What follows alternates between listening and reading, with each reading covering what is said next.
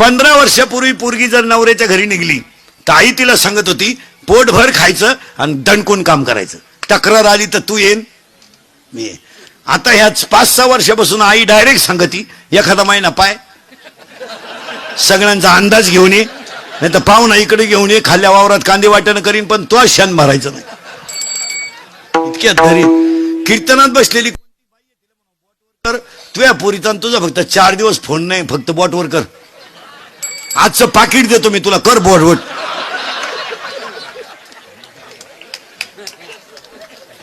तुला काम नाही का काय दुसरं? तिकडे मर ना, कांद्यात रॉप चिंबट ना, दुसऱ्याची घर का आलं बिगडी ती. उठपळ पुरीला फोन, उठपळ पुरीला. बरं विचारी ती काय जीवली का, काय घालून गेलं, बोंबील भाजली खाती, काय प्रश्न आहे? जीवली का आणि झोपली का? किती बकर झाली का तुझ्या शिडीला? 3. बया एक कुठं पिन, तुला करायचं काय ते कुठं पिऊ?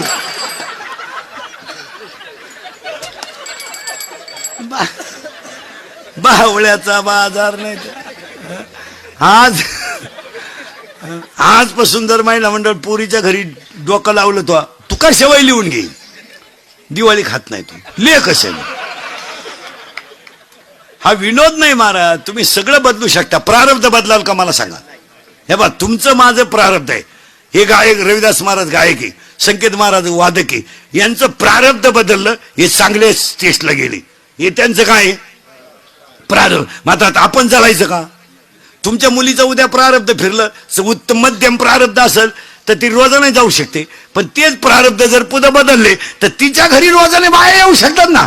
याच्यात त्याचं तुम्ही असं काय, तुमची पोरगी उद्या झोपडीमध्ये दिली, बिचारी 5टाच्या घरात राहते, प्रारब्ध बदललं, कांद्याचा डाव लागला, गपक्यात स्लॅब पडला, मग तू भावबंधाला देशील का? प्रारब्ध आहे. हा तो प्रारब्धात तुझ्या पोरीचं चांगलं होतं, 20 गुंठे इकून तो नोकरीवाल्याला पोरगी दिली, ते सापडलं भ्रष्टाचारात, तांबड्यात घरी आलं, तेच लोकांच्या खांड्या करायला लागलं. प्रारब्ध आहे ना. स्वतःच्या मुलीनं कधी जमिनीवर पाय टेकवला नव्हता महाराज, पण ती पोरगी सुद्धा बापासमोर वनवासाला निघली, वलकले नेसून, जनक शब्द बोलला नाही. लोक अर्धवट पोथ्या वाचायचं आणि बोंबलं धिंडायचं नुसतं. असं झालं, माझ्या पोरीला तकलीफ आली. आपली पोरगी लय लाडकी आहे ना, लग्न करायचंच नाही ना. सांभाळ ना तू, दुसऱ्याचे घर बुंगी ती तर मग तू घ ना, सांभाळ ना. एक तर तुझ्या पोरीला तो पोऱ्यात तयार झाला, हे नशीब. पहिले 3 मरेल होते त्याच्या देखत कॅनॉल मध्ये, उगाच कोणाचंही प्रारब्ध. अरे आत्ताचा जर जनक असतं रामाचं कान फोडून टाकलं असतं. नाला का तू वनवासाला चालला, 1.5 लाख देऊन मिटून घे माझ्या पोरीला दुसरा राम. पण जनक एकच शब्द का बोलला नाही तर जाणकार माणसाचे देण्यात येईल. जनकाला माहित होतं माझी पोरगी जरी राजयोगात जन्माला आली असली तरी प्रारब्ध मी बदलू शकत नाही, देवही बदलू शकत नाही. असू द्या मी गंध राजा जनक आहेत, पण मी माझ्या मुलीचं प्रारब्ध बदलू शकत नाही. यदा कदाचित माझी मुलगी जर 14 वर्ष वनवासाला गेली आणि ती जर इतिहासातच अमर होतात असेल तर वनवास काढायला काय हरकत आहे? काय तुमच्या पोरीने नवऱ्याच्या घरी कष्ट केल्याने झालं? काय कष्ट झालं? अरे 15 वर्षापूर्वी मुलीचा बाप मुलीला 10 रुपये खर्चाला देत होता 2 महिन्याला, ते बी गपचीत द्यायचे, माणसात द्यायचे नाही. त्या बापाच्या घरात त्याला चहा मिळत नव्हता. बाप जर पुरीला भेटायला गेला तर हे श्रीमंत नवरदेवांचे बाप इतके नालायक होते, ही आता जिरली यांची. तुम्ही आता गार झाले, तुम्ही लय फुगीर होती, तुमच्या कडक टोप्या चांगल्या वळवळ करीत होत्या, आता जिरली तुमची. नाही तर तुम्हाला चांगले लोक पूर्वी कांद्याचे पैसे व्हायचे, कुटुंब मजेशीर होते, जमिनीत ताकद होती, उत्पन्न भरपूर, जमीन पाण्याच्या कडाला, पाण्याचा प्रॉब्लेम नाही ना, तेव्हा तुम्हाला बळच पोरी देत होते लोक. तेव्हा तुम्ही लय आकडू, तुम्ही कुठं आम्ही कुठं, हे कसं शक्य? तुमची जमीन आणि आमची कांद्याची चाळ सारखीच, आता कशी जिरली? आता का कोंबड्याचा नाही तो का चांद्याच्या चाळीत? आता बळच तुम्ही पुरीच्या बापाला म्हणता राम राम, तो लय यंदा नाही, तो तिकडं वड्याला सोडवो, आम्हाला नको.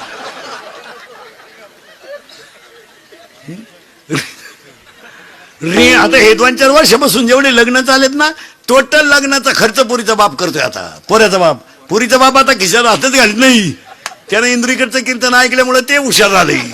ते आता डायरेक्ट म्हणते मी साहेब हो. पोराचा बाप म्हणा अख्खा आपलं. आता उलट पोरीचा बाप मस्त तुरा काढून कार्यालयात हिंडतोय. भरपूर जेवा लय दिसना नालायक सापडलाय हा ना. पुरीनो तुमच्या बापाच्या दारात आहे ना अशी रांग लागणार आहे 2-3 वर्षात. मुलगी द्या मुलगी द्या मुलगी द्या. फक्त तोवर तुम्ही घरात राहिल्या पाहिजे. नाही तर रांग लागायच्या अंगणात तुम्ही सापडायच्या धबधब्याखाली. काय उपयोग आहे? रेंज गेली काही पोरांची. रेंज पाहुणे येईन काहींचा तर डिस्प्लेच गेला. चित्रच दिसत. सावध व्हा.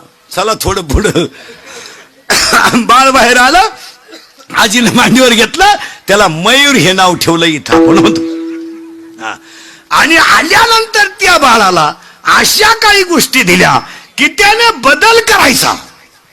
शरीर तो चिटाकलाय. कुणाला? मायेला. मूळ कोण येतो? ब्रह्म. जरा सावध. आणि एक वाक्य सांगा परमार्थ अवघड नाही.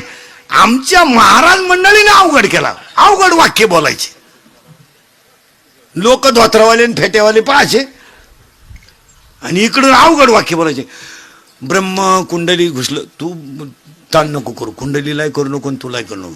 वेद इतका सोपा आहे. वेद इतका सोपा आहे. वेद इतका सोपा आहे की तो आपण अवघड केलाय. नाही तर वेळ ज्ञानोबरायाने अख्खा वेद 27 अभंगामध्ये लिहिला. 27 अख्खा वेद. देवाची एक द्वारी ते सर्व सुख गोडी एवढे ग्रंथ अभंग जर ज्याने पाठ केले त्याला वेद वाचायची गरज नाही. यावर तुमचं मत काय? भागवताचा सार हरिपाठ. गाथ्याचा सार हरिपाठ. ज्ञानेश्वरीचा सार. महाराजांनी डायरेक्ट सांगून टाकलं ना तुम्हाला देव व्हायचंय का? काय राहिलं शिल्लक? उगाच भाकरी खात नाही सफरचंद खातो. बायको करीत नाही टिकटॉक पाहतो. हे नाही. ही तास आहे. करंट लागला.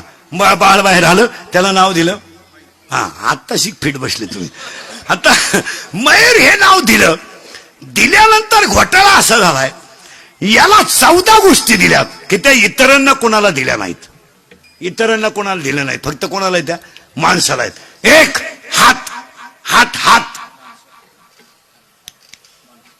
माणसा. शाळेत नाही. शाळेत सोडून द्या. शाळेत किती शिकू द्या लोक. 1.5 किलोमीटरला मेडिकल कॉलेज आहे आपल्याकडे.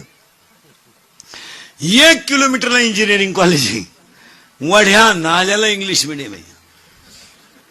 लोकांनी पोरं आणायची कुठून? जेव्हा लोकांना पोरं होत होते तेव्हा तुम्ही शाळा काढल्या नाही. आता लोकांनी कार्यक्रम बंद केला तर तुम्हाला उत आला. पोरं होतील कशी काय लोकांना? महाराज ज्यांना बायको आहे त्याला तुम्ही तिसरं होऊन देते नाही. आणि जी बायका करायच्या मूडमध्ये त्यांना तुम्ही बायका देते नाही. एक हात. 14 आहे बरं का. हात. त्याला 3 शब्द. शरीर शुद्ध होईल स्नानानं. मन शुद्ध होईल नामानं. आणि चित्त शुद्ध होईल ध्यानानं. आणि धन शुद्ध होईल दानानं. मग आजच्या पुण्यस्मरणाला 5व्या पुण्यस्मरणाला सगळ्यात महत्वाची गोष्ट अन्नदान. एवढंच आहे. बाकी काय नाही. किती हे तुम्ही आणि मी गंज कमावलंय मागच्या अवलादींसाठी. काय त्यांना घ्या नाही. आपलं आपल्याला विचारित आहे काय केलंय माझ्यासाठी. आपलं आता आपण केलं ते सांगायचं. बाप म्हणला मारली जखम आहे. आता काय करीन? तो लगेच म्हणतो कोणी मारा सांगितली. म्हणजे उपयोग काय त्याचा? एक वाक्य सांगा महाराज. आपल्या प्रारब्धात जेवढं असेल तेवढं दानानं पुण्य मिळेल तेवढंच पुण्य. बाकी या मागच्या अवलादींसाठी किती केलं तर पुण्य नाही. आणि आपल्या पोरांचा घोटाळा काय झाला तुमच्या माझ्या. या हरामींना आपण कमवायलाच काही ठुलं नाही. इयर खंदून ठुली. पाईपलाईन करून ठुली. घर बांधून ठुलं. ते माझटले. उतारलं त्यांना. ते मोटरसायकल उतारलं. कुत्र्याला होता ना ती. त्याचा बाप पिसळलेला होता. एवढं उताटून गेलं आणि यांना फुकाट मिळालं ना सगळं. हे जर उसखंडीला लावले असते गावंड्याच्या हाताखाली लावले असते सायपणी खंदायला लावले असते ना यांनी वळवळच केली नसती. यांना वळवळ का सुचली? सगळं फुकट घर आयतंय, यर आयते, मोटार आहे, बापानं बारे सुद्धा क्लिअर काढून ठेवलेत. व्हायला निघले कोणत्या तुकड्यात कोणचं पाणी जाईन. म्हातारा म्हणजे बिगर डोक्याचा इंजिनियर येतो. त्यानं बरोबर घर सुद्धा 2 पोरांना 2 बांधून ठेवले, झक मारून ठेवले. आपण वरून त्या अवलादीला 70ची पल्सर आहे फिरायला, 10चा मोबाईल, 2-2.5 हजाराचा त्याच्या पायात बूट. वरून बापानं 100 द्यायची पेट्रोलला, हिनं द्यायची 100. इथं लई खोडीची. हिनं उलट्या पोराला म्हणायचं अजून 100 राहू दे, त्याचं ऐकू नको, त्याचं ऐकू नको. तो पहिल्यापासून तसाच आहे. तो महिन्या नाही तो. त्याला मी 9वी पासून पाहते, एकाच वर्गात होतो आम्ही. तो जसा आहे काही जमलं नाही त्याला.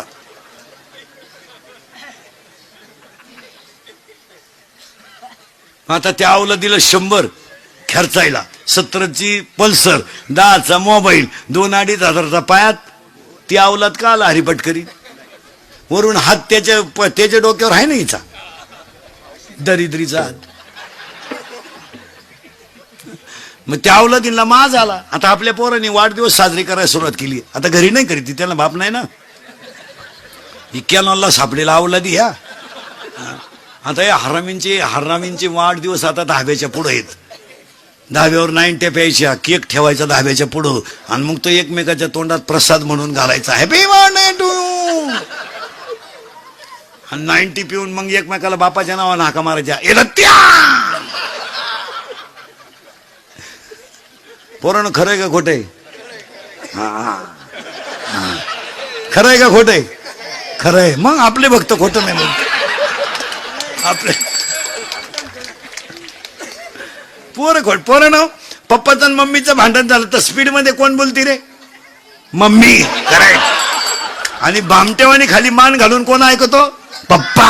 करेक्ट. मग आपल्या घरात भामटा कोण? पप्पा. आणि घरातला हेडमास्तर कोण? मम्मी. आणि पप्पा सगळ्यात जास्त कोणला घाबरतो घरात? काढा बचत गट.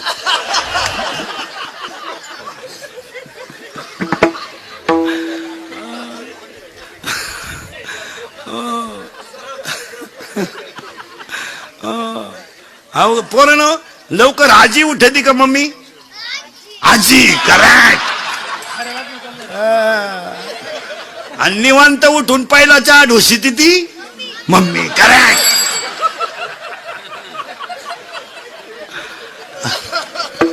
आता मी बोललो असतं तो झोंबला असतं, तुमचेच असल्यामुळं काय म्हणता येईल.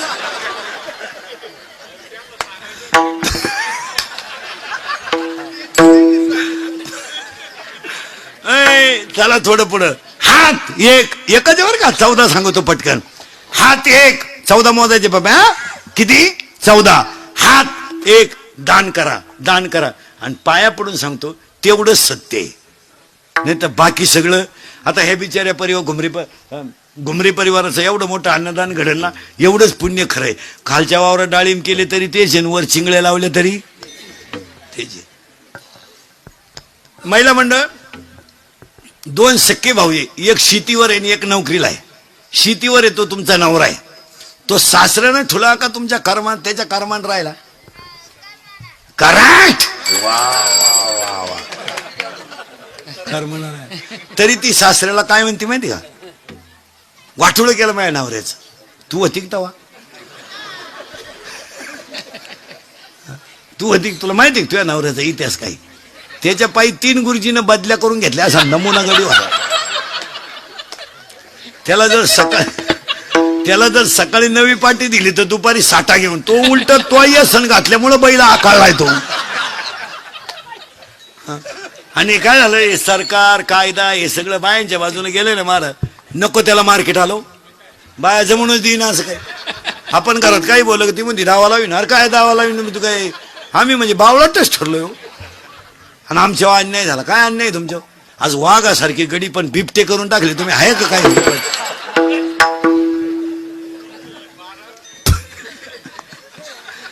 आणि आमच्यावर अन्याय झाला. काय अन्याय?